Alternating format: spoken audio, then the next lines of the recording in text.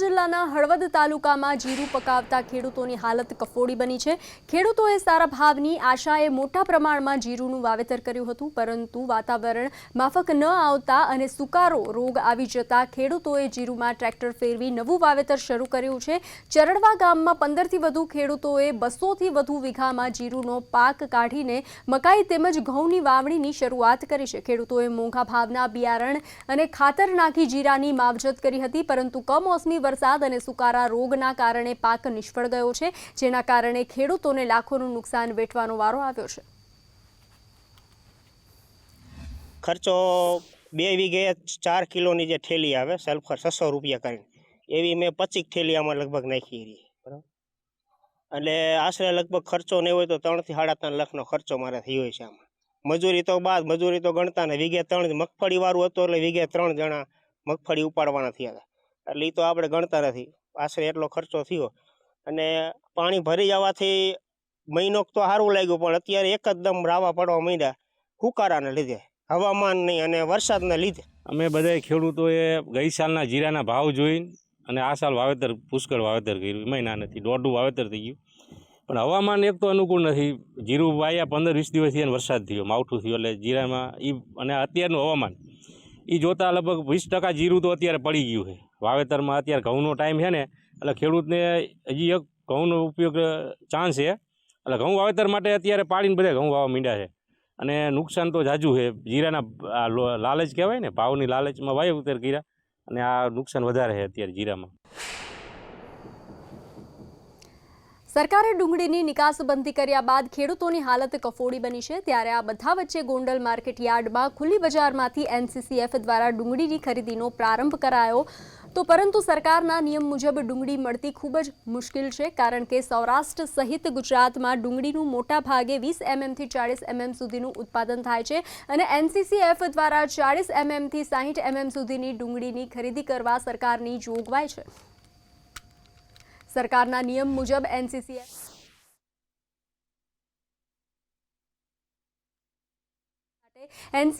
સમક્ષ રજૂઆત કરી છે। ખેડૂતોની નિકાસબંધી હટાવવાની માંગ વચ્ચે NCCFના અધિકારીઓ ગુજરાતની ડુંગળી અંગે સરકારમાં રિપોર્ટ કરશે।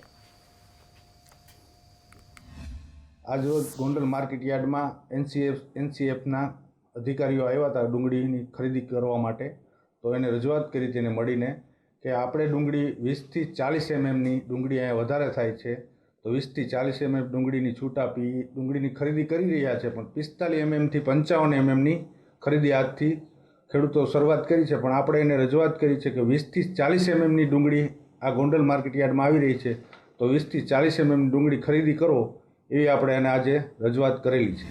छोटे साइज़ का प्याज है, उसकी आवक यहाँ पर अच्छी संख्या के अंदर है और अधिकांश प्याज हमें वही दिखा। तो यही हमारा अभी तक तो ये होता था कि ये बांग्लादेश और जो हमारे आसपास के पड़ोसी मुल्क थे उनमें ये प्याज जाता था। तो ये जो एक्सपोर्ट बैन हुआ है उसके बाद यहाँ किसानों को दिक्कत हो रही है। तो ये सारी समस्याओं को हम आगे ले जाके भारत सरकार को हम बताएंगे। हमारे उपयुक्त जो कृषि मंत्रालय और उपभोक्ता मंत्रालय, दोनों मंत्रालयों को हम ये समस्या बताएंगे और हमारे ये प्रयास होगा कि सरकार जितनी जागरूक है और सरकार के ही दिशा निर्देश पे नेफेड भी घूम रही है मंडियों में और आपकी समस्याएं जान रही है। हम NCCF की तरफ से आए हैं, हम भी आपकी समस्या जान रहे हैं और इन समस्याओं का समाधान करने के लिए हम उपयुक्त इस बात को आगे तक लेके जाएंगे। આ સાથે મહત્વના સમાચાર મળી રહ્યા છે। બોગસ બિલિંગ અટકાવવા SGSTનું સર્ચ ઓપરેશન સામે આવ્યું છે।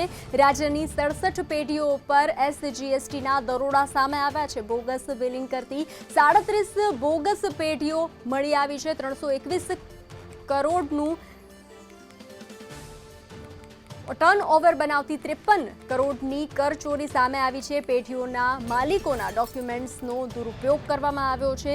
GST નંબર મેળવી બોગસ પેઢીઓ ઊભી કરી છે। અમદાવાદમાં 13, વડોદરામાં 8 પેઢી પર દરોડા કરવામાં આવ્યા છે, તો સુરતની 7, રાજકોટની 5 પેઢી પર દરોડા પાડવામાં આવ્યા છે। અમદાવાદમાં બોગસ બિલિંગ અટકાવવા SGSTનું સર્ચ ઓપરેશન સામે આવ્યું છે। રાજ્યભરમાં સુપર ઓપરેશન સામે આવ્યું છે। સુપર ઓપરેશનમાં 67 પેઢીઓ પરના SGSTના દરોડાની કાર્યવાહી હાથ ધરવામાં આવી છે। 67 પેઢીઓમાંથી બોગસ બિલિંગ કરતી કુલ 39 બોગસ પેઢીઓ મળી આવી છે।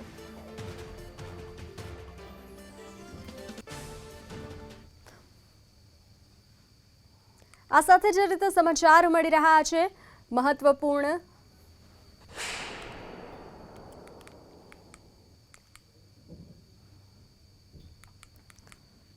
મોરબીના હળવદમાં પીજીવીસીએલની ટીમ દ્વારા ચેકિંગ હાથ ધરવામાં આવ્યું છે. પોલીસ એસઆરપી જવાનોનું જુદા જુદા વિસ્તારમાં વીજ ચેકિંગ હાથ ધરવામાં આવ્યું છે. પીજીવીસીએલની 30 ટીમોએ 23 લાખની વીજ ચોરી ઝડપી પાડી છે. મરઘા ઉછેર કેન્દ્ર પેટ્રોલ પંપમાંથી 16 લાખની વીજ ચોરી ઝડપાઈ છે. રહેણાંક વાણિજ્ય વિભાગમાંથી 6.55 લાખની વીજ ચોરી ઝડપાઈ છે.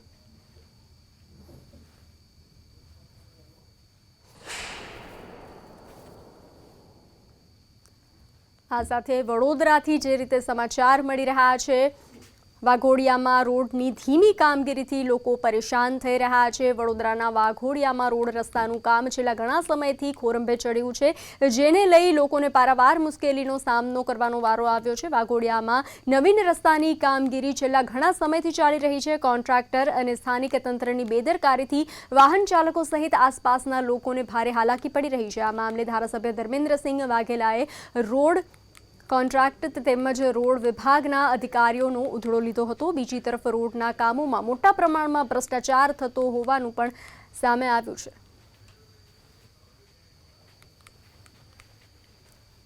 છોટાઉદેપુરથી મહત્વના સમાચાર મળી રહ્યા છે. છોટાઉદેપુર સંખેડામાં સગીરા પર દુષ્કર્મની ઘટના સામે આવી છે.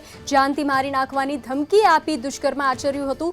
ગુમ થયેલ સગીરા ઇજાગ્રસ્ત હાલતમાં મળી આવી છે. 2 મહિલાઓએ સગીરાને બચાવી હતી. સગીરાના પિતાએ પોલીસ ફરિયાદ નોંધાવી છે. પોલીસે દુષ્કર્મના આરોપીને પણ ઝડપી પાડ્યો છે. તાલુકાના એક ગામની સગીરા સાથે બળાત્કારની ઘટના સામે આવી છે. ખેતરમાં સગીરા ઘાસ કાપતી હતી તે સમયે એક શખ્સે તેને માર મારી ઢસડી ગયો હતો. સગીરાને જાનથી મારી નાખવાની ધમકી આપી અને બળાત્કાર ગુજાર્યો હતો. બપોરની ગુમ થયેલી સગીરા ઇજાગ્રસ્ત હાલતમાં મળી આવી હતી. 2 મહિલાઓએ સગીરાને બળાત્કારીના પંજામાંથી છોડાવી હતી. સગીરાના પિતાએ પોલીસ ફરિયાદ નોંધાવી છે. પોલીસે બળાત્કારી શખ્સને ઝડપી પાડ્યો છે.